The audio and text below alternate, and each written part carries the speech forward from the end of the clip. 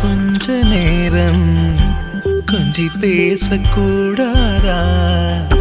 அந்த நேரம் அந்தி நேரம் அன்பு தூரல் போடா.